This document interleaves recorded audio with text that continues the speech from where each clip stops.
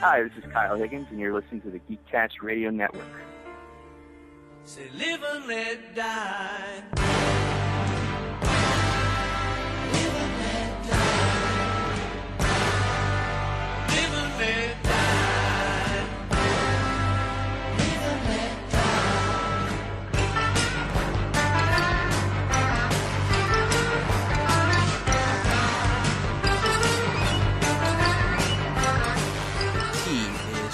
Right one.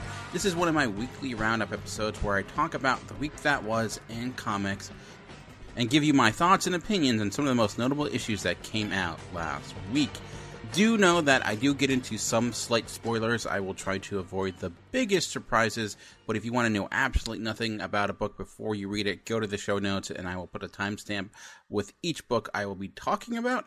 And I do start each week with my recommendation of the week, and to be aware, my recommendation week is a little bit different in the sense of this is not necessarily what I think is the best book of the week, but the best jumping on point. A book that anyone can read and appreciate, whether you've been reading books every week or you've never read a comic before. A good jumping on point that doesn't feel redundant.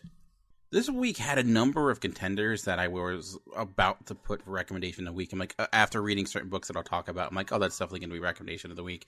That'll be recommendation of the week. But at the end of the day, I ended up going with James Bond, The Body, number 5, and for a number of reasons. It's written by Alex Cott, and I will pronounce this name horribly, and it's Luca Casalanguida as the actual artist, and I'll put the actual name in the show notes so you can see how it's spelled, because I can barely pronounce my own name, let alone someone else's. But ultimately, the reason I picked this book is because it encompasses what I try to get to when it comes to the recommendation of the week. What's great about this issue is that there is a continuous story that's being told throughout this series, but it never feels that way in the sense of it's never relying upon the plot of the previous issues. Like, I can read this issue never reading a James Bond comic before in this series, never reading a James Bond comic book, maybe even watching a James Bond movie, and you'll get everything you need. And the story of this issue is pretty straightforward and simple. It's legitimately just a chase sequence, and this specific issue is focusing on James Bond's lungs. This is a series I've been talking about for some time now, and the premise of this miniseries is that each individual issue focuses on a different part of James Bond and what makes him who he is. There's been ones on the mind of James Bond, on the body, on the heart, and this now on the lungs, in the sense of he's making this chase across the city landscape, trying to stop this terrorist from taking this bomb out. And I think it's also great for someone who maybe never read a comic before, because it showcases that comics is not a static medium, and in the sense of people maybe not think of action sequences or things of that nature when it comes to comics, but this showcases how you can really make that work, how you can really make a chase sequence work. Something it reminds me of is a few years ago, Chris Samnee and Mark Waid had the Black Widow series, and that first issue was just gigantic chase sequence. Chris Samnee is a better artist, but it got across the same premise and how you can kind of tell a story. I will say, though, this actually, as a story piece, has more to it. It gets really into the character of James Bond, and there's a little bit more at stake here. And I do think Alex Koch has been really good at utilizing the action to get into the character of James Bond, getting into his mindset, who he is, breaking it down in a way that you understand the minutia of all the different decisions he's making, putting you in the headspace, which is something like a movie really can't do per se. Movie often is really visual, and so are comics, but the benefit of comics, which I think is what makes them such a powerful medium, is that they can also get you into the headspace of characters as well, in a way that a movie can't without feeling odd or misplaced. So I would highly recommend picking up this issue, and if you really liked it and enjoyed it and appreciated what it was offering, go back and read the other issues. And each issue so far has been a different artist for the most part, and I thought the art here was good. Where it excelled the most was with the actual paneling, which obviously is important when it comes to a book that's all about a chase sequence, because you need to make the pacing feel on point. It's got to feel like there's movement from moment to moment. You feel like you're understanding the layout and have comprehension of where all the different players are. And there's a lot of like shots from like satellite shots, you would say, legitimate satellite shots at some moment. But I think they did a good job of just showcasing what was at stake here and everything that Bond had to do. And I also thought the ending was really fitting as well. That shows just the different layers of this type of concept. Yes, this is a gimmick, but I think when it's structured like this, you can see you can get a lot out of it. And the idea of why lungs are important to a character of James Bond, it's like, you know, building the $6 million man, but it's ultimately he's human. But just the combination of all these things make James Bond. And I usually don't love licensed books, and I'm starting to turn the corner on them because I think there have been a number of occasions in this past year where some writers have taken characters and franchises that often would get books that are just put out because, hey, here's a name we can put things on. People love this cartoon, love this movie. We can make a comic about it, and it doesn't necessarily have to be that good. But I feel like that's really changing as of late. You know, the James Bond series started with Warren Ellis, and that was a lot of fun. And now Alice Cott, who is not, you know, to the level of Warren Ellis, obviously, he's not, you know, a legend in the business. He's got a lot of great current series out, like Generation Gone and Days of Hate. But he's, I think, taking the opportunity of doing a book like Bond, which would probably be his highest selling comic, and still finding ways to be creative or approach it in an interesting way. Now, I talked about the recent RoboCop series that Brian Wood is doing. I thought that was doing something similar. Dark Horse has had a lot of great Alien series as of late, and James Bond the Body. I know there's some people out there like me that may just dismiss it because of it being a James Bond comic, or, you know, not thinking it could be to the level of the best comics out there. And yeah, maybe it's not, you know, a Mr. Miracle or one that's going to go up for an Eisner, but it's still, I think, a solidly told story that doesn't rely on its namesake or the fact it's part of the franchise. You can remove the James Bond title from this, and even though it's all about the character of James Bond, and it's still a good comic, it's a weird, like, difficult balance to make there, where you're looking and getting into a character that's been around, you know, for generations, and finding a new ways to approach it, but at the same time, not just trying to rely on those same common tropes that we know of this franchise. Showing that James Bond can be more than, you know, what we see him in the movies. There can be a little bit more of depth to him that you really may not get in a huge action blockbuster. And some of them you do in the best James Bond movies, like Casino Royale. They're able to make James Bond into more than a quippy playboy, and that's something that happened here. And each issue, I think, has been able to, with it having such specific focus, expand upon the character in that way. So again, looking for a book this upcoming week, want to get into something, it's a great jumping on point. You don't necessarily have to read anything previously, which is the ideal situation. Next issue is the very last issue. I don't know how successful this has been, if there's any chance there'll be a sequel series or something like that, but with that said, it'll probably be coming out in trade in a few months, so if you want to wait on that, you also have that option. But Alex Scott is a writer that I think is building up steam and is putting his name out there more and more. And I could see him being, you know, right now, Donny Cates, for example, is one of the biggest names in comics. And if Alex Scott stays on the same trajectory, keeps doing the work that he's been doing, I could see him being, you know, getting attached to Marvel or DC if that's his desire, and doing something special. Like if he can do this with a character of James Bond, I'd love to see what he could do with other name-same characters, other superhero characters. You know, I think this concept, this gimmick, whatever you want to call it, could work for a number of different characters. And hopefully, you know, I don't want to pigeonhole him into this has to be his idea, but it's effective, and I've been really loving it. And I'm actually going to be doing something a little bit different with the structure of these episodes, where to start each episode, I'm going to be talking about every issue that was in the running for my recommendation of the week before I get to the other books that came out from different publishers. And another book that was very much almost my recommendation of the week was Superman Special #1, written by Patrick Gleason and Peter J. Tomasi. Also had some backup stories by Mark Russell and Ian Flynn. And the writer, the artist of the main story was Scott Gillespie. And this is basically Peter Gleason and Peter J. Tomasi swan song to Superman, although I felt like this is like the fifth song we had. The last issue of Superman, there was that Action Comics special, Action Comics 1000 as well, and now in Superman Special. But this act ties back to one of the very first story arcs in their Superman Reborn series from Superman 8 and 9, where Superman and Superboy, Jonathan, go to Dinosaur Island. And why I almost recommended this, well, going back to that issue specifically was a tribute to Darwyn Cooke. And for me, he may be my favorite artist of all time. That was about the time he passed away from lung cancer. And it was this tribute to him that you didn't realize or fully realize was a tribute into the very end of that book. And I thought it was fitting that the Superman special went back to that storyline. And in that storyline, they left the character behind based upon his wishes, and now they were going back to save him. And it's fitting for a few reasons. I think it's showing that, Superman doesn't forget, and actually in this case, Jonathan, and they're fulfilling their promise. And that was like one of the dangling plot threads from this Superman Reborn series. But also, we are around the 2-year anniversary mark when Darwyn Cooke did pass away. So the timing of it did feel right.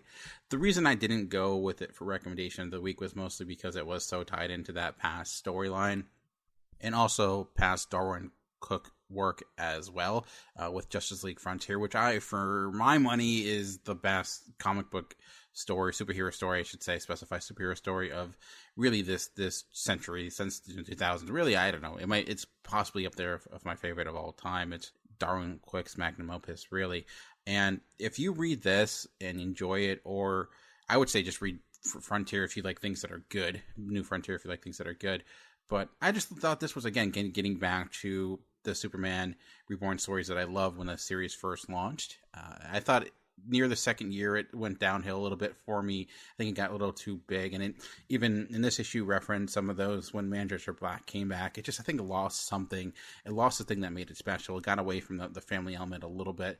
But I think Peter J. Tomasi and Patrick Gleason put together throughout their time on Superman a really special story. And we're talking about rebirth, refresh, and for me, a person that gave up on Superman for some time, reading what they put into the character, knowing that they have a lot of history with the character to begin with, it's like they get what makes Superman special. And to make Superman work for today's generation, you don't really have to change all that much. And this is that again. The relationship between Jonathan and Clark Kent, or Jonathan and Superman, it's just something about it that works. And I hope it doesn't go away. I hope when Brian Michael Bendis takes over this story and takes over this title, he doesn't leave that behind and doesn't just try to do the same old with Superman, because it just makes him such more of a relatable figure. That whole family dynamic has been really special for this book. And I also really love the backup stories. Mark Russell, who I had the opportunity to speak with a few weeks ago, talked about how he had the chance to write some Superman stories. He had one for Action Comic Special, and this one, I think this was actually, I enjoyed this more than his other one that was about the President's Correspondence Center. But this was more just a simple Superman story about him saving an old man from a building, and it tying back to Superman's origin and his childhood and how memories shape us. I thought it was a well-told story in only a few pages, which is quite the skill. And the final story by Ian Flynn was good as well. Not to me as good as the other ones, but really solid. So I know they've been doing all these different specials as they're buying time for Bendis to come in and take over this book. And this could have been just a filler that didn't give you much. And maybe it is a filler, but it's a filler that was really good and highly enjoyable. And I should also mention that the artist on Mark Russell's story was Brian Hitch, and I love Brian Hitch's art. I hope he gets more Superman work. So it was a surprise to see that he was in the backup story, because Brian Hitch is, I think anyway, one of DC's most notable artists currently. But hey, I'm glad he's getting some work. But I would recommend this. Again, I think overall, if you haven't read anything previously from Superman, I think you can understand it enough, just the premise of it and where it goes. But as I indicated, some of the bits and pieces where it's coming from do lie with beginnings of the series. Another book that was almost recommendation of the week was Bloodshot Salvation, and this issue kind of came out of nowhere for me. Bloodshot Salvation has been a pretty solid series from Jeff Lemire, and we saw Bloodshot literally go through hell, and it seemed like last issue he was pushed into the future. But oddly enough, this book goes into the past, and then is not even showing Bloodshot at all. He's not even in this. It's more on the dog of Bloodshot Bloodhound and his origin and where he came from. And with that, we get a World War One story, a World War One comic. And what's great about this is too, it ties into, Bloodshot, but all this is brand new, and with it happening before Bloodshot actually occurred, you really don't need to know anything about Bloodshot or any Valiant book. It was very close to making my recommendation of the week because of that, because similar to James Bond The Body, you've never read a comic before in your life and get everything you need from this one issue. And this takes place during World War One, as I mentioned, as the French and German armies are at a standstill, and there seems to be no way of gaining ground on either end. Come in the Bloodhounds to help solve that problem, as they have been medically altered so they can withstand gunshot wounds and all this. They're basically Frankenstein the dog, and how they're used to kind of try to drive out the opposing forces. So it was just really a big World War One battle sequence that had dogs tearing people to shreds. Really, it was brutal. The art by Renato Guedes, I pronounced that wrong again, probably, had a good look to it. He's done a lot of work with X-Men Man of War. There is a little bit more of a digital look, especially with the coloring, that may not work for everyone. But I thought it was effective in the story it was telling. It's not the greatest art of the day, but I think he is one of Valiant's most consistent artists. And I just thought this was a really solid story that was self-contained. I'm always for dog-centric stories. It's funny reading this and then something like Lockjaw, which is the opposite of one another. One's more kind and cuddly, and this is brutal and as pretty graphic as you can get for the most part. But if you're someone that was looking for a good end to the world of Valiant, this is a good example of that. It's not one of the most deep stories. It does have an ending I thought was fitting that shows you just how insane the war of World War One was, the world end of wars, as they indicated, and just how even when you're winning, you end up losing, and just how tedious and how a lot of the tactics they had were. And even though people were literally legitimately just being killed in the most grotesque and horrific ways possible. We don't get a lot of movies about World War One. Something like War Horse recently, and we had Wonder Woman that took a part in it too.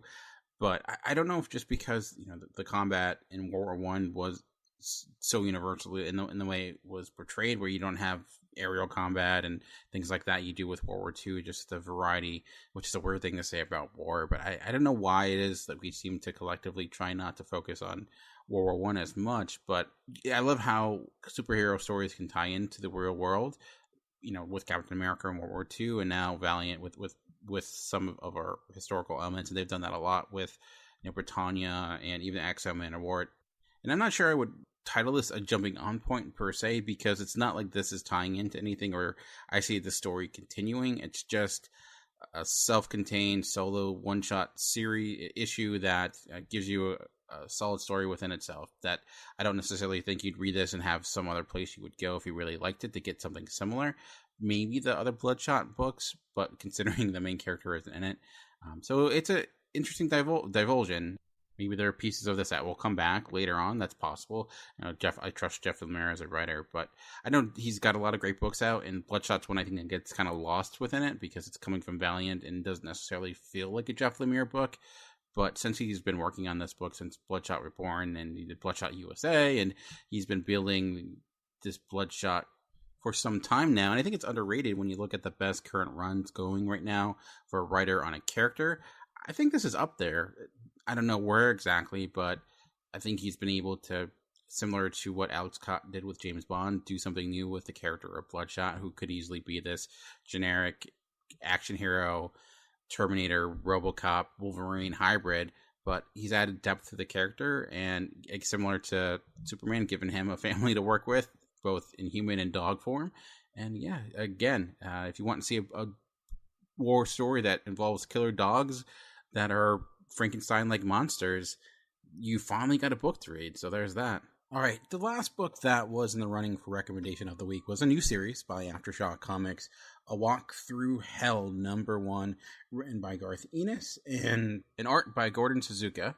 If I was just going to rank the most shocking or jaw-dropping openings of a book this week, this would win that award because it only took a few pages and my jaw was a little bit on the floor because of what happened. I wouldn't say something came out of nowhere, but it was certainly letting you know right away. This book is not going to be afraid to be dark. Not that you would not expect that from someone like Garth Ennis. He's, again, another legend in the industry.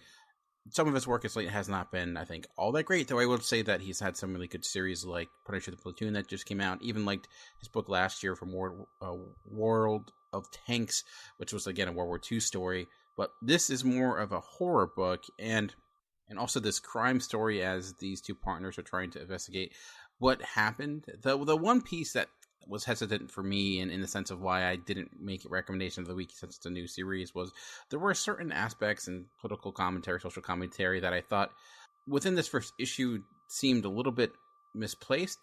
There was a specific page where you get some commentary, some like Twitter responses or things that happen, and I don't think it's wrong to include elements from current day or today's politics, or use comic books as a reflection of society today. And I don't mind it even if it's heavy-handed. I think at times that can work. Something like Transmetropolitan was a heavy-handed book, but it worked because of just how genius it was.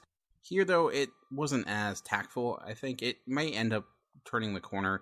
It's clear that it's getting to something where there's just something in the atmosphere or something going on that is driving people insane or driving people to do some horrific things, and looking into what exactly that might be.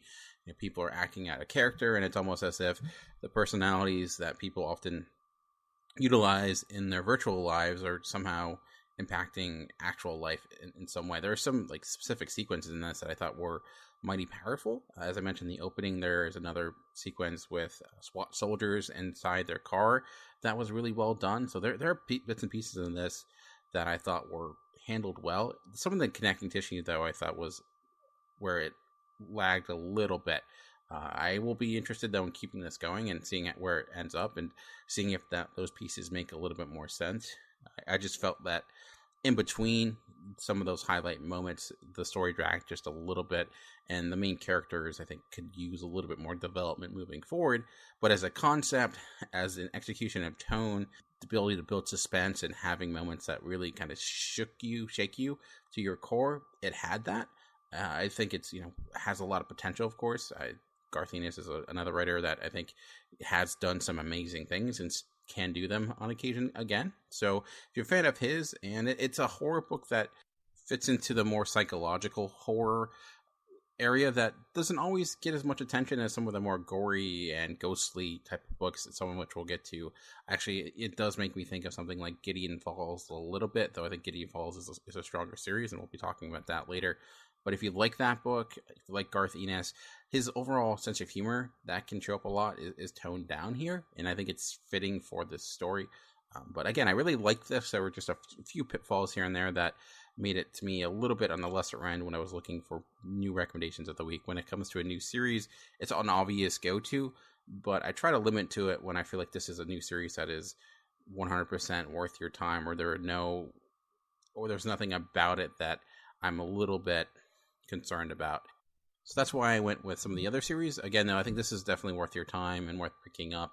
It's not a must-read by any stretch of the imagination. I thought the art was good. It's nothing fantastic. It's not one that it's driving the story or going to be the seller. I think, obviously, it's Garth Ennis, but there were some effective sequences, like I mentioned, the sequence with the SWAT soldiers that I don't want to give away what happened, but how it was depicted I thought was tasteful, and even where it could have been overly grotesque, where sometimes I feel like even Garth Ennis' best stuff does get a little bit juvenile, even something like Preacher at times. This felt a little bit more sophisticated, and so there's something to look forward to moving on. Alright, well, let's take a look into the world of Marvel and get into Infinity Countdown again, as a new series came out in this countdown with Daredevil #1, Infinity Countdown, Daredevil #1, and these titles are getting longer and longer, and this is really setting the stage for what's to come. We learned in one of the Infinity books, it's hard to remember, there's been a lot of them, the different players that had the different stones, and this is about Turk, everyone's favorite low-level criminal, who has suddenly found the Mind Stone and is now utilizing it to try to create his own empire. And here comes Daredevil to try to stop him. And I thought as an issue, this was okay. I felt like this only needed to be a one shot. It's going to be there's going to be a couple issues of this, and by the end of it, I already felt like this was being a little bit too stretched out. I do like the idea of getting a criminal and giving him this all-powerful weapon, and even though he could do so many amazing things with it, he's still stuck in utilizing it in a way that fits into the world he already knows. Like, he could easily use this to become president of the United States, run the country, but he still just wants to go for the goals he's already have. Like, he wants to stay within this world of crime, and he wants to be the next kingpin, even though, like, he doesn't need to. And I hope it explores that moving forward. We do learn how he came about and found this stone. I thought that was a little bit disappointing. I don't know if there'll be more to it moving forward, but just felt like, I thought there would be something more unique or funny or intriguing about the way he came about this stone, but that didn't really occur. I do like Turk as a character. You know, we've seen a lot in the Daredevil TV shows, so his dynamic with Daredevil is kind of fun. But this was okay. I don't know if this is something you're going to definitely need to read whenever the new Infinity major comic comes out. But I enjoyed the other Countdown issues a little bit more. We're getting other of these. I think Dark Hawk is getting his series as well. So I'll see how those favor. And I know when Annihilation came out a decade ago, they did this a lot too, where a bunch of different characters got their own solo series, from Silver Surfer to Super Skrull, and that really built it into the main event. And I really liked what they did with that. This isn't as strong as those so far. At least this one isn't. And speaking of Daredevil, one thing I feel like I failed to do with this podcast is I've not given enough attention to Charles Soule's current run on Daredevil. I've been really liking it, but for whatever reason, when I've been making the schedule for each of these podcasts, I just felt like I didn't have anything specifically to say about it, so I didn't talk about it. But I felt I should give it its just due, because it's been really good. It's been, I think, again, underrated. Now, I wouldn't put it on the level of Bendis' run or Brubaker's run, but I do like what he did, in the sense of he did something that not many people can do, and he built some new characters, in the sense of we have the character of Blind Spot, who's been this little sidekick for Daredevil that I really loved his story and how that's been developing, and how he's been playing into his own story, and he's being able to really form his own identity, and how it's also a reflection of one of the better villain characters that's been developed in some time, with Muse, who is a character I hope we get more of, from his design to his idea of the character. It's really cool. He's this guy who utilizes paintings but makes it out of blood, and he's got a really cool look to him. He looks like, a street artist but with no face. I don't want to Google it and see the image of it, but I've really liked those two pieces of it. This run too, this current run, this Mayor Fisk run, and talking about how I'm okay when people utilize real life politics into their comics if it's done okay. And the idea of getting a figure like William Fisk and making a mayor, clearly, there are some applications there to what's going on in society today. I get that. And I like the fact that that's there, but it's never specifically pointed out. And if anything, it was almost like a red herring, because it has really flipped the script in the fact that the last few issues has been focusing on the Hand. And now we see that Matt Murdock as mayor of New York City, and he's trying to deal with that, being mayor and a superhero at the same time. Makes me think of something like Ex Machina, but the difference between Brian K. Vaughan's Ex Machina and this Daredevil is that this Daredevil is still having his secret identity. So it's kind of this, how do you find time in the day to be a superhero when you're mayor of the biggest city in the world, or one of the biggest cities in the world? And they've touched upon that a little bit, but I'm hoping that they get into that even further. Foggy Nelson makes his appearance, and clearly he's going to be a player moving forward. But he's really building something fun here with a good cast of characters. New York has always been this big piece of the Marvel universe. It's always been where the majority of characters are located.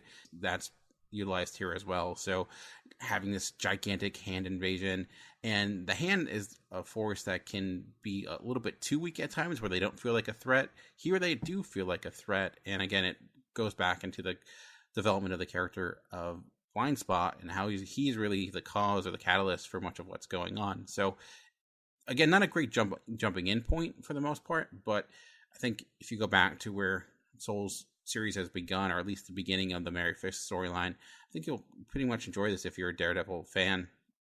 And it's much different than, I think, the TV show, and I appreciate that he's just trying to replicate what's been successful on Netflix. in what people have done before. Daredevil is one of those characters that's had a lot of legendary runs, even though he's not like an A-list character. I don't call this one of the best runs, but it's been one of Marvel's most consistent books since Soul took it over. And I don't know if this is in line for a refresh or a new writer coming in. I don't think it needs it. I think this can continue and move forward. So I wanted to give it some attention because I think it's one I failed to really talk about nearly as much as I should. Speaking of Marvel's refresh, restart, whatever they're calling it, probably the launching title of this entire movement has been Avengers. The first issue came out a few weeks ago, actually the week that I missed and didn't get to talk about it. But now I do get to talk about Avengers number 2. I did really like the first issue of Avengers. I thought it did a good job of, reestablishing this team, and I thought it was a good way of getting things back to what I love about the Avengers and seeing characters like Tony Stark, Steve Rogers, and Thor interacting. I do find the idea of this BC Avengers intriguing and like where it's going to go. I hope we get more of that as well. And anytime you bring in the Celestials, I'm a happy guy. I know if some people don't love the art of Ed McGuinness, it is very cartoony. Some may say it's a little bit dated, maybe a little bit needs a little bit more of an updated look. I don't know. I felt like it worked, especially the inking. I thought made it really well done, and it had a great tone to it that was fitting of this story. So I don't know. I could see why some may not like it, but I do personally love the more cartoony style. I could see where it may be an issue because Jason Aaron's writing may not translate exactly into the style of Ed McGuinness, but I felt like Ed McGuinness did a little bit to maybe mature his look a tad. It's much different than something like Nova that he did a few years ago that was about like a kid becoming a superhero, especially in the way like he draws Thor. And I thought the way he draws the Celestials is really effective. This issue, we learn more and we kind of find out where this is all coming from. I love the use of the narrator in this, and I think, if you're paying attention, who's actually narrating the story. It works as a good meta device as well, as you hear this narrator talking about the Avengers, the creation of them, the different pieces of them, what makes the Avengers who they are. And what I've also loved about it is that I felt like each character has a purpose within this. Each character is doing something of note for them, at least within the first and second issue. And the second issue was a little bit more chaotic because you see these Celestials falling from the sky, this new host coming in, these giant bugs attacking, and it does have that feeling of things are going to hell really quickly. How are they going to get out of this? Which is like the key to all, I think, starting Avengers, thinking about it, like the breakout with New Avengers, where it was just utter chaos with all these criminals going around, and it felt like, there was no way of winning. That has that same feeling. Like, how in hell are these characters like Captain America, Thor, and Iron Man going to stand a chance against something that can kill Celestials? No idea, but I'm really finding it a lot of fun. I thought No Surrender was a good reshuffling of the pieces of the Avenger brand and got it back to what Avengers should be, and this is continuing that. I love Jason Aaron as a writer. I thought this was, like I said, I thought this was really good, and I like where it's going. So it's fun to really enjoy an Avengers book again. And with that, we got the recent announcement that West Coast Avengers will be starting with Kelly Thompson, which I think will be working well because it'll be very different from this book and this style. Last time we had a ton of Avengers titles, I think there was too many. But if they just have Avengers and West Coast Avengers, and the fact that you will be able to easily distinctly tell which one's which, because the writers are very different, the characters are very different, I think that makes sense. So if you're a person who was looking to get back into the Avengers book, go ahead and read this. It does have a lot of ties into that Legacy one-shot from back in October.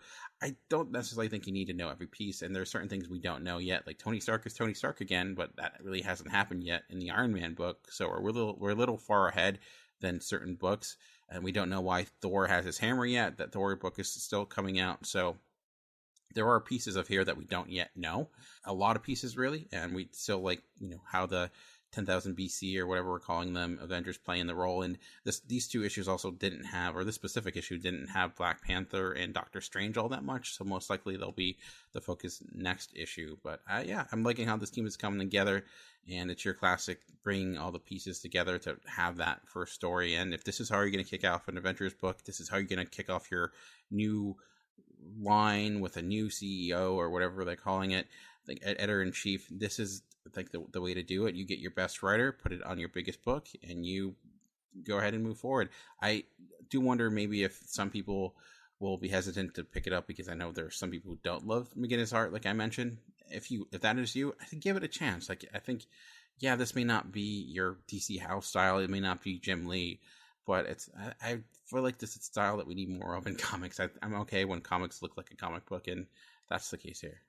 Let's keep this going as the hunt for Wolverine continues with The Claws of the Killer #1. I'm realizing with these Hunt for Wolverine books is that it's a gigantic fake out that's really designed to take the idea of hunting for Wolverine, and ultimately the purpose of this really is to get all these teams together to tell different stories that all fit into different genres of storytelling, like the Daredevil team that is very much a crime story, the New Avengers team that was like a classic New Avengers story with Iron Man and Spider-Man. And now this week we have the Hunt for Wolverine, The Claws of a Killer #1, and this is much more in the horror genre, really, and it's not 100% certain what exactly is happening. Like, the way this opens, I was confused of overall what Wolverine, who's shown in the first page, is doing, or where this is going exactly. It's a little bit weird, but where it ends up, it's like, okay, I kind of like this idea. Like, if you ever thought, you know, it'd be really cool if we saw Wolverine in a zombie movie, that might be where this is heading. So, this involves the characters of Sabretooth, Daken, I have no idea how we were supposed to pronounce his name, and Lady Deathstrike, and they also find out that Wolverine is perhaps back alive, and now they're going to try to hunt him to kill him again, because you know what? He can't be alive because we want to kill him. I wonder why exactly that they want to kill him, because some of them have been somewhat reformed recently. Like Sabretooth was on like the X-Men and Avengers, but I don't know. I guess you're getting these characters back to what they once were again. And maybe their hatred for Wolverine overrides anything else in the world. So that may be a little bit inconsistent. I personally don't care all that much about it. And not the hugest fan of the character of Daken.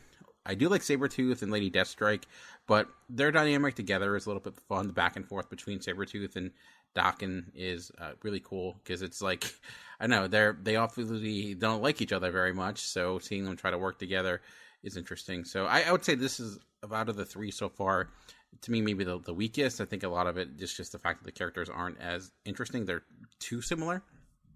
But where it ends up, I thought, okay, this could be a lot of fun. So, like I said, it ends up being this kind of horror book that seems like they'll be fighting against zombies, and that could be kind of cool. Yeah, I know zombies are overdone, and we've seen Marvel Zombies books previously, but this is a little bit different because it's actually taking place in the Marvel universe, so it was good enough. And again, I mentioned when I talked about some of these series previously, like my issue was that this seems all for naught, because we kind of already know the answer to this mystery a little bit, but I'm kind of being able to put that aside more and more and just appreciating this for what it is, and not caring by the fact that, yeah, it may say Hunt for Wolverine, but it's really not the purpose, or that's really just to set your expectations for one thing and then give you another book that the ultimate story here will be something different. So I don't think any of these books will lead to the discovery of Wolverine.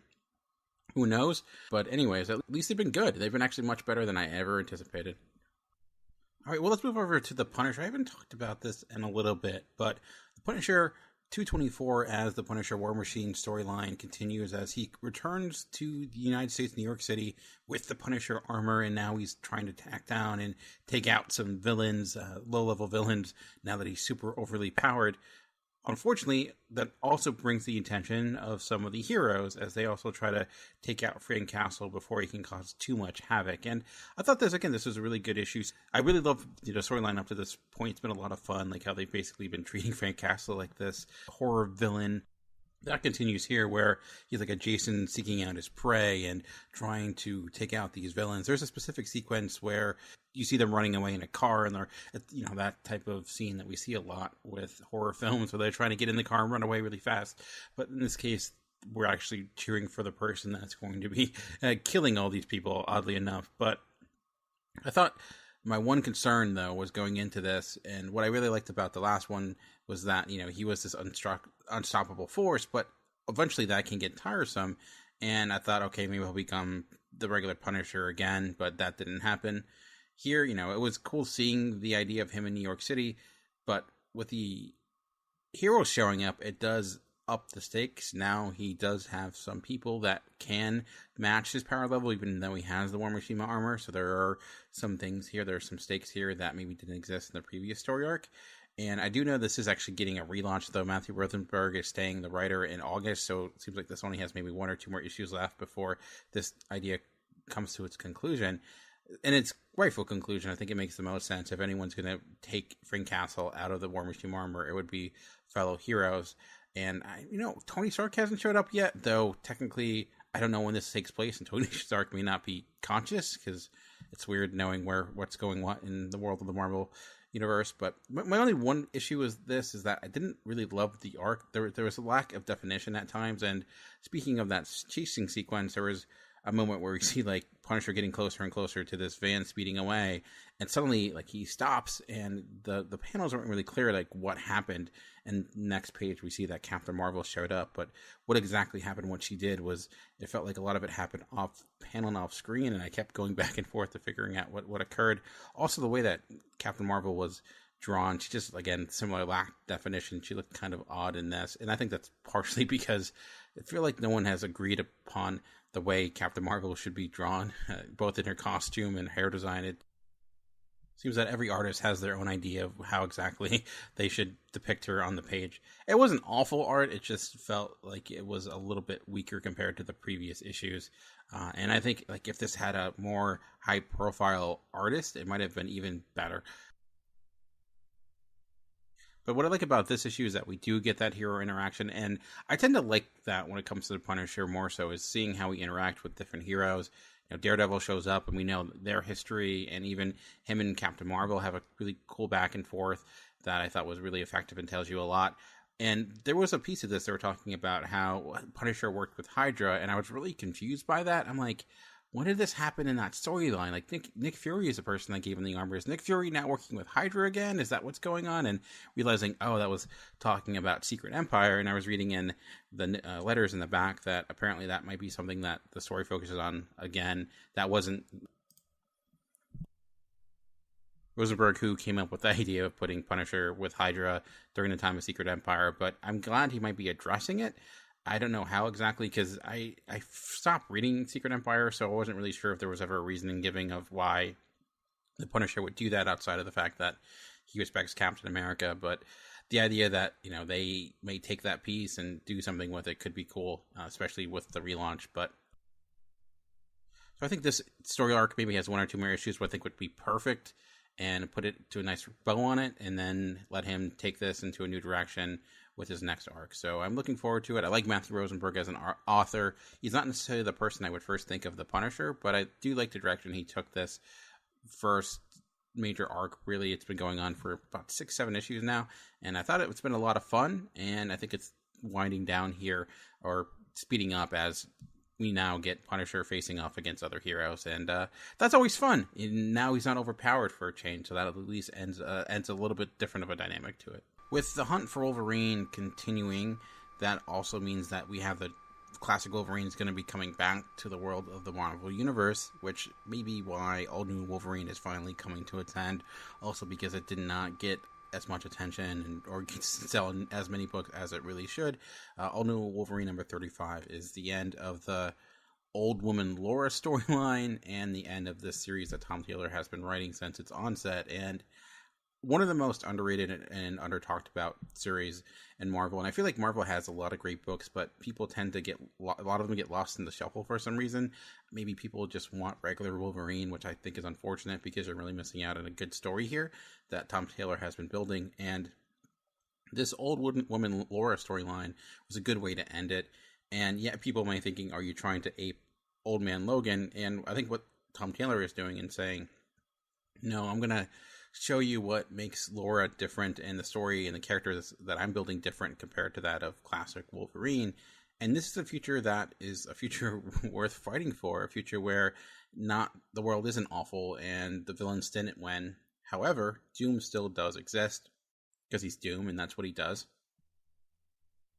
So Laura, Maria Hill, and Cavalcade, Gabby, and some of her other allies are going into the world of Latveria to try to rescue Laura's other sister, who was previously kidnapped by Doctor Doom. And it's been a really fun series. I think it's encapsulated everything that's made this book work really well. I love the bookends to this issue where you see that it begins and ends with the embracing of Laura and Gabby, and I love their relationship, and I'm glad that Tom Taylor is writing X-Men Red, because it will continue that, and we'll still get more of that even though this book is ending.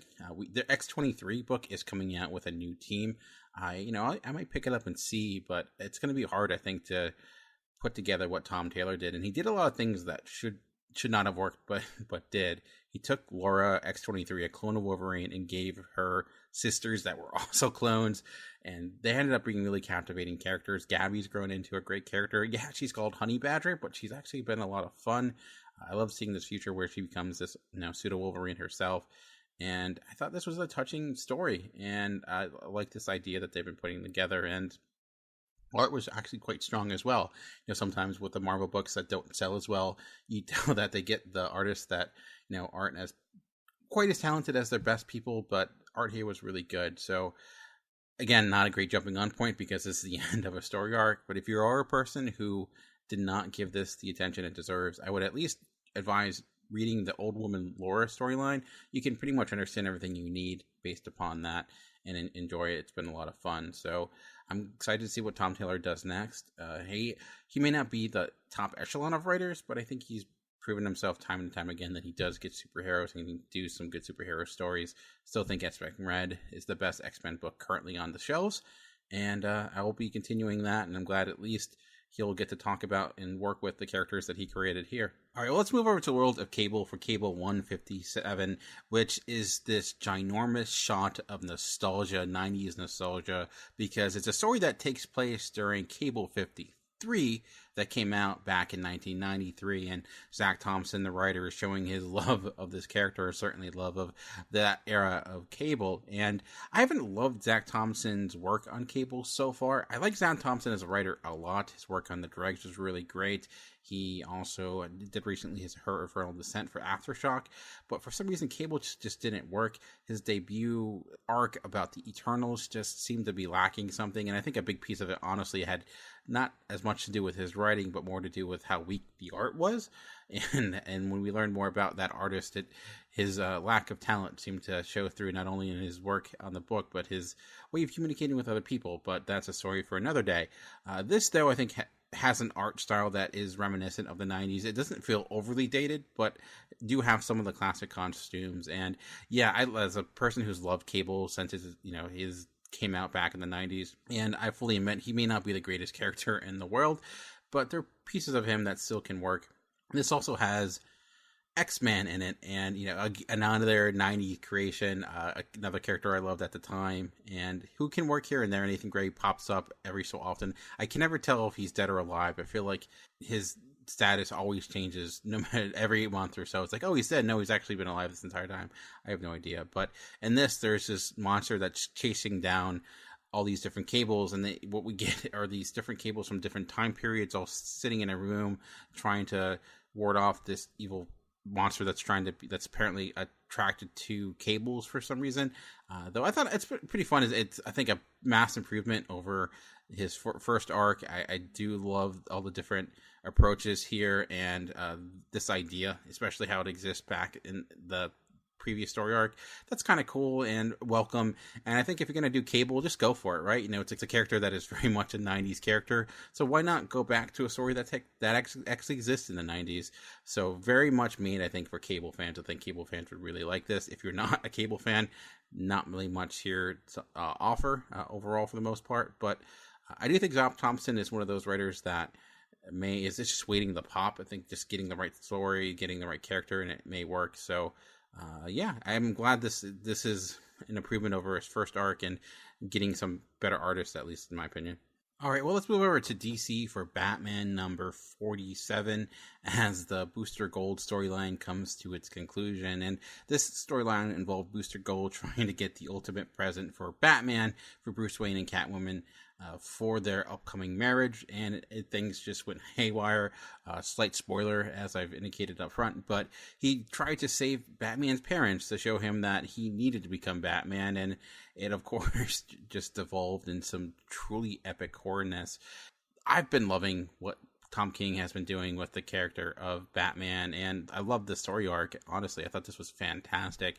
I look at some of the reactions that some people have of it, and it just honestly boggles my mind a little bit, but I get it, because I'm a person, I could care less about continuity. I just like reading the book that I'm currently reading, give me a good story that fits in, and I care much more about structure and theme than I do about continuity, and I think some people seem to get really caught up on that stuff, but I'm not a person that cares at all. In my personal opinion, it'd be better if you just let writers be writers and not care at all about continuity, and just let people have that freedom. Like, comics did exist like that at one period of time, and I think that's why often some of the best books exist out of continuity when it comes to even superhero stories or independent creator-owned series that don't have to carry about 60 years of storytelling. They can just do their own thing. But that's a tangent for another day.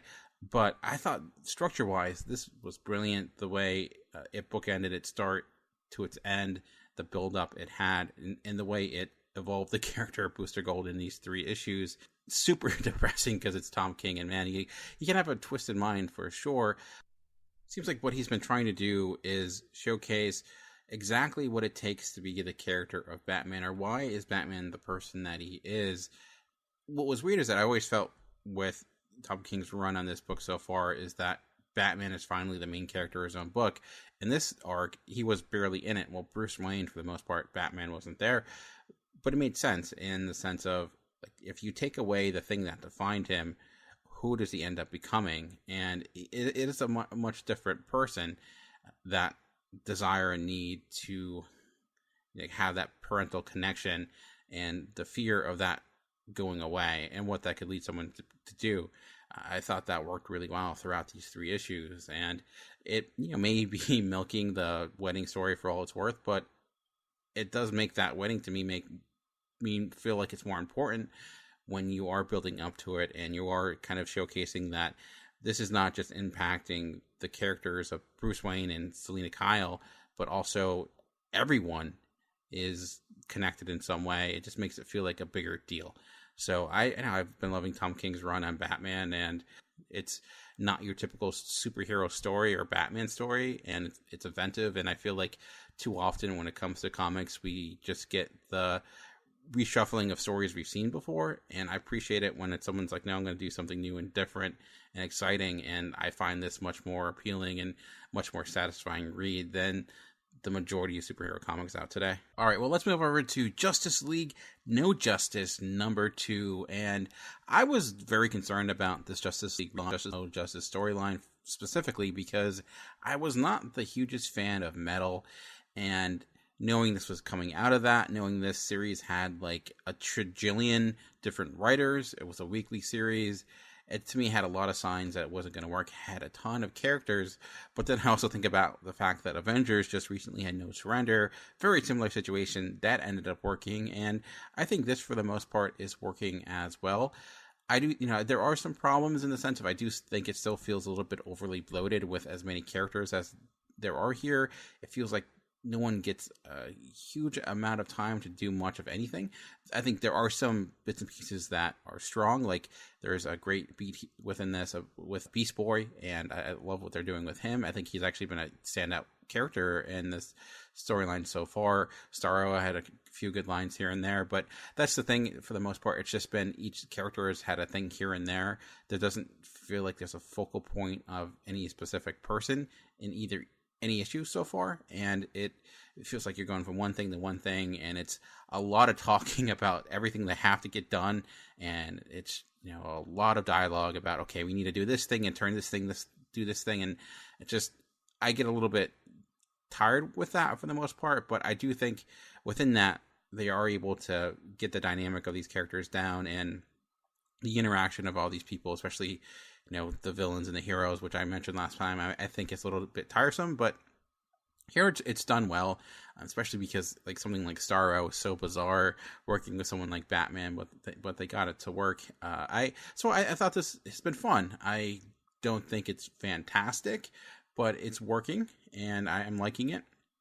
I do think that once these teams split up and there's a little bit more room to breathe, we'll probably get, for me, a lot better, because you'll get a little bit more truer sense of how these people will interact. Right now, like I mentioned, it's a little bit tough. There's not a lot of opportunity for anyone to really shine, and this does also leave off this huge cliffhanger that didn't personally impact me all that much, and I feel like that's just been a consistent thing with me with Scott Snyder for some time, where I feel a lot of his biggest story beats are references to past characters that haven't been around for a while, or past plot points of major storylines that people thought went the way of the dodo because of all the different relaunches. And for me, that's not all that satisfying. Like, it, especially when it doesn't feel like it fits into the fabric of the story. This, though, I would say that the character that does show up in the end makes a lot of sense considering the story that they're telling. It doesn't come out of nowhere, and hopefully they do something with it, because I felt like with Metal, there were a lot of these, hey, look at this character is here now, and oh my goodness, what's going to happen? And then nothing really all that much happened with it. So who knows where it's going to lead, but I gotta say I was worried, and I'm having a lot of fun with it. Some of my apprehensions and issues are there. It's not perfect. It's still a little bit messy, but it's fun. And it's kind of very much similar to me to something like No Surrender, which suffered from this little bit of the same thing. I think that was structured in my mind a little bit better, because they did make it a point that, like, every issue I felt like you came from a different perspective of a different character, so it wasn't as overwhelming, and there was a little bit more growth per issue. But that was also a little bit different, because that was a weekly series that went on for much longer, where this is a weekly series that will then break up into different series, where No Surrender was a little bit more self-contained, so they had the ability to do that. But it's really weird that these Avengers and Justice League stories are so very much similar. And something must just be in the water. But they're good, and that's ultimately what you want. So as long as they're good, even if you can pick out the similarities, that's fine. It's I'm happy to read comics that are fun. All right, well, let's get out of the world of DC and the big two and get to Image Comics and go to The Dead Hand number 2. The Dead Hand number 1 was a previous recommendation of the week. I thought it was a good first issue that had a fantastic ending swerve. It started as this like Cold War spy thriller, morphed into a different take on history of violence, and then ended up being something very different. And that continues here. And the best way I describe it is it's like a Twilight Zone episode that ends on this twist, but then the story keeps going, and then you get to see, okay, well, after that twist, what happens? And we get that answer. And this issue also ends on a twist that I'm like, okay, now I really want to know what's happening. And it's hard to talk about this book, especially if people haven't read the first issue, and I want to give people the opportunity to do that before I get into more spoilers. But so I will say, if you've not read this, skip ahead to the next book I'll be talking about, because I feel like you will ruin that first issue if I give you more information about what occurs in issue number 2. So go to the show notes, look at when I get into Gideon Falls, which I'll be talking about next, so you won't ruin it for yourself, so you can't blame me. But at the end of the very first issue, we find out that what seems like a middle of America town actually is existing in Russia, and why and how and we don't know. And this book doesn't give us that much answers, but it does seem like there's a lot more involved in here than we first think. And what we see is that we get more of the history of what brought them here. We see that the main character has brought in other people from his past to live in this town as well, so he's not the only person that has ties to this past spy life. And this reporter who has stumbled upon this area keeps trying to convince them that no, he's not here to hurt them. This is what he's been trying to do, and they're trying to figure out what exactly is occurring. And that's really the main conflict of it. And the rest of the town is unaware. They have no idea that they are living in actual Russia, or at least that's what it seems like. And they're questioning why exactly does no one ever leave this town that's so isolated? Why don't really people come and go? So a lot of these questions are starting to get raised. And it does make you wonder a lot of things, like how can they make this work? How can a town exist in Russia and no one asks these questions? It's like Truman Show-esque in a way. So I'd be curious how they explore it. But I just thought also Stephen Mooney's art has been really fantastic as well. There's so many of these pages that he draws, especially when you get into the spy era, where it looks like almost like Cold War era movie posters that are telling this great story. The inking, I think, does differ in a good way differ the past from the present, has a much more darker look to it. And when you flash forward to present day, the palette is a little bit brighter. It's not as overpowered with these dark blacks as the past flashbacks are. And I think that does a good job of distinguishing these two separate timelines. So I really highly recommend this storyline. It's been a lot of fun, as I indicated. And if you love the first issue and you're like, well, where is this going next? This to me is just a fascinating mystery that I am really looking to learn more about. And as good mysteries go, every answer leads to another question and a bigger and broader question. So this even seems like it might have more of a science fiction twist to it, which I was not expecting. All right, well, let's take a look at Gideon Falls, which this first issue was pick of the week as well, recommendation of the week. And this series continues just to be fantastic. The team of Andre Sorrentino and Jeff Lemire just work really well together.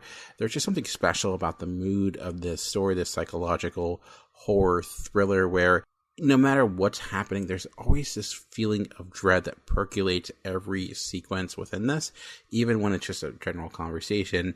And what I really find fascinating too is that the characters here have been really strong as of late. Like the main character of this preacher and his storyline, we see here that there's a possibility that he used to be an alcoholic and that's still kind of haunting him. And he's just trying to figure out how exactly to work with this new congregation, these new people that he's now in charge of in a way that they just had their previous pastor pass away, and now finding out that he's possibly a murderer, and also knowing that he murdered one of the pieces of their congregation, and just he feels lost. He's a lost soul, and how that correlates to the other storyline of this person in Canada who might be schizophrenic. He's seeing these possible images in the trash, but knowing that actually he's seeing things that are actually there. And last issue ended with someone breaking into his apartment, and now he's setting up all these different traps. I loved how that went about, like how Andre Sorrentino showcased him in the direction that he made. And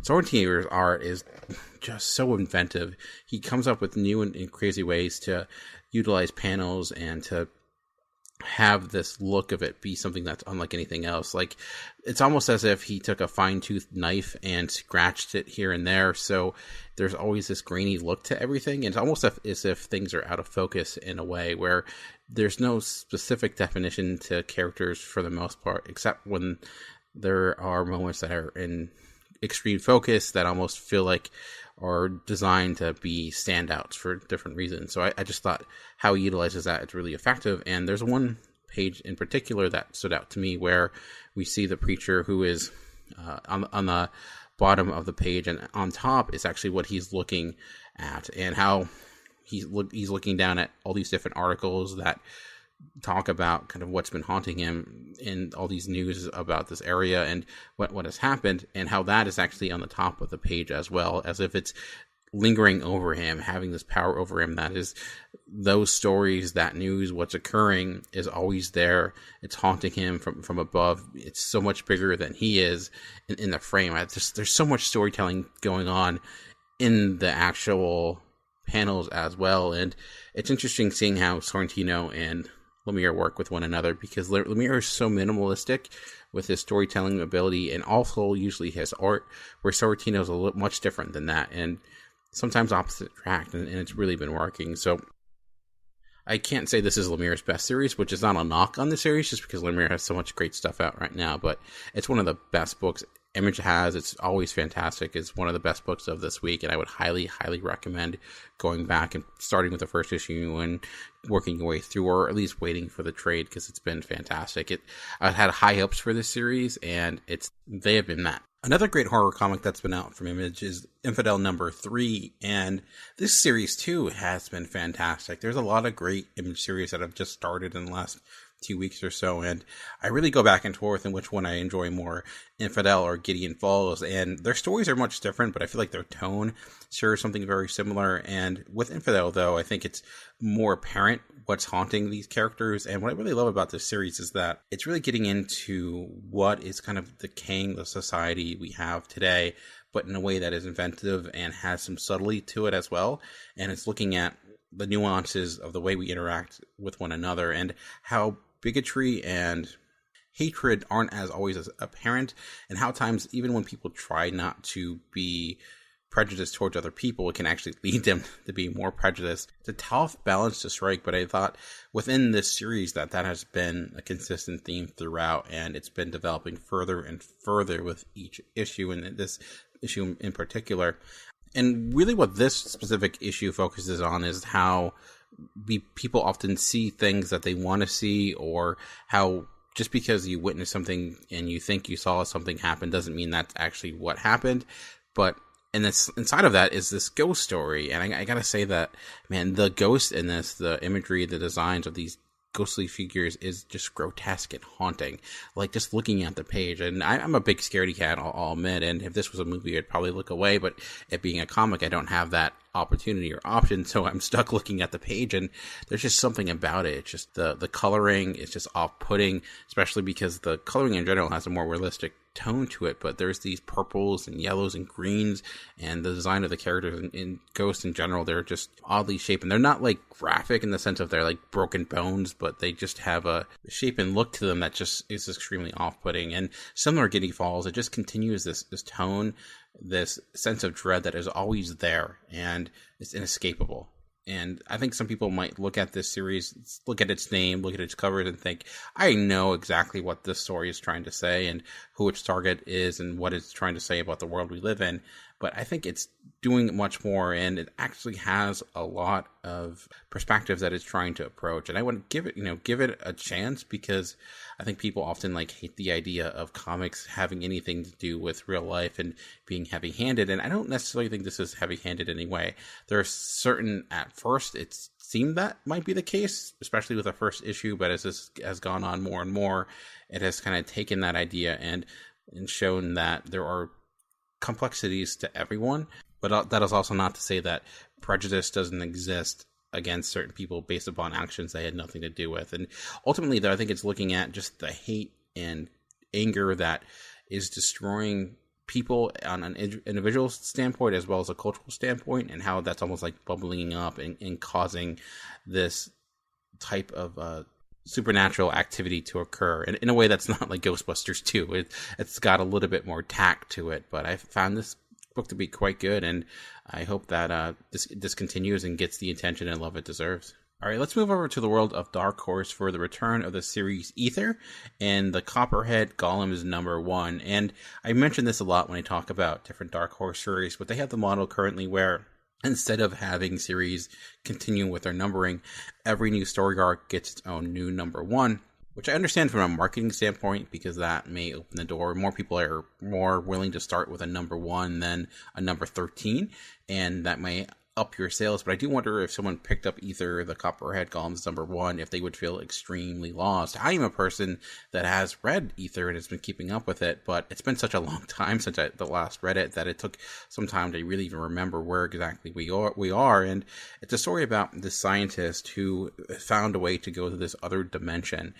The way to get there, though, is that you have to go through this portal where you are willing to kill yourself. You have to get in the mindset to do that in order to travel to this other world. And the other piece about this other world is the fact that time moves differently. It's, that relativity type of story where as he's spending time here, a day there is a month in the real world. So when he comes back home, his family has aged, his kids has aged, and he's missed out on a lot. He's been basically an absentee father, and he's been dealing with that throughout. He's having the conflict of feeling the responsibility of having to do this, but at the same time feeling like he should be there from his family, who now basically hate him in a way, especially his wife. And this continues that thread, but also he's forced to go back there because there seems to be something going on in the ether that is seeping into the real world and is possibly leading to its destruction. So he's the only person that can do it. He's the only person who can save it. So he's stuck in a situation where he's forced to go back. And what I really love about this, the art by David Room is really on point, and especially the coloring. This is a great example of how coloring can differentiate two separate worlds, where the real world is much more darker in tone. The character design is even a little bit more dour. When they go into the ether, it's bright and vibrant, even though that world is not necessarily cheerful. It's got its own problems, but it certainly makes it seem much more fantastical. Even the design of the characters tend to be a little bit more fantasy looking. So I really do like this series. I do think, though, that this is not a great jumping on point. I don't know, I could be wrong, but I would feel like some people would feel a little bit lost with everything going on. But I really like this series by Matt Kent, and it's interesting reading this in something like Dr. Starr, which is by Jeff Lemire, and seeing how they relate to one another, and how both of these gigantic stories involving these science fiction concepts, but ultimately it's a story about family. And, you know, Matt Kent and Jeff Lemire are friends, and I do find it interesting when they often have series that tie thematically and together really well. It'd make a really good double bill. It's like reading this and then reading Dr. Starr. It's a good approach to a story, in my opinion. So, all right, well, let's move over to the world of Boom Studios for Mighty Morphin Power Rangers number 27, as the Shattergrid storyline is continuing and continues to be a whole hell of a lot of fun. It is this gigantic war story dealing with other dimensions, multiple Power Rangers teams, a great villain, stakes that you would not expect in a Power Ranger story, and it all works, and it's all been fantastic. I'm not a person who knows everything about Power Rangers. I watched it as a kid, though this deals with a lot of different Power Ranger teams that I know nothing about. There are a lot of groups that I have no idea what team that is or what character that is. Without that, though, I don't feel lost. I think it is able to juggle all those pieces really well, and yeah, it goes hopping from different dimension to different dimension, but I think it gives you a character or two to anchor onto, so you have an idea of like, okay, this is who's going to take me through this overall story. And I just love the approach they have with some of these the technology of the Power Rangers, where they are utilizing it more as these warlike creatures. You know, Megazords, I think of giant robots, but how they feel like, yeah, these are tanks, really, and this is all-out war. And I even see it in a situation where people are literally in trenches, and I'm like, this is a cool way to approach it. And I usually hate the idea of maturing up something that's designed for children. It seems a little bit ridiculous, but it feels right for the Power Rangers, just because you couldn't approach the Power Rangers with the same type of tone that the show has and make it readable, in my opinion, because I don't think it's all that great. Sacrilegious for those that are huge fans of it, I understand, but as someone who liked it as a kid, hasn't returned to it, I couldn't think I would be able to read a Power Rangers book that was like the actual TV show of its time. But here it works, and it feels right, and it feels like it's showing that there is a good framework with all these characters and all this idea. And when you get a writer that has the capability of someone like Kyle Higgins, you can get something really special. So if you're not a huge Power Rangers fan, never cared about the characters, don't know necessarily if this would work for you, but if you are, I don't think Shattergrid is a great place to jump right in, honestly, because it actually goes back into a storyline that happened prior to it.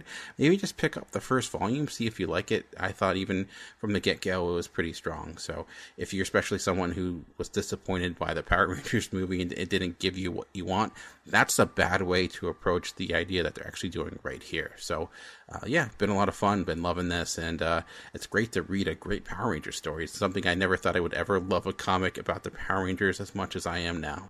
Alrighty, well, that'll bring us to the end of this week's episode. And recently I had a number of episodes come out. I spoke with Jason Michael of the Atlantic Screen Connection podcast about the Dark Horse series Lady Killer. Have some more other things planned up. I'll be talking about March soon, and the comic by John Lewis from Top Shelf, and a number of other weekly episodes coming out. Also, some other things in the work I might be trying out with this, so let me know what you think of them, and you can do that in a number of different ways. I'm on Twitter at Movie Revolt. The podcast is also on Twitter at Comic Concierge Podcast, and also on Facebook. You can go to the episode post at geekcastradio.com or nerdly.co.uk. And if you've been liking this podcast, enjoying it at all, if you go to iTunes, leave a review, that'd be fantastic. It would go a long way to get more ears in, get us to more people, because there are a lot of comic book podcasts out there, and I by no means is the best one out there, but I do think we're trying to do a little bit of a different approach here. I've had some really great guests on, I think that.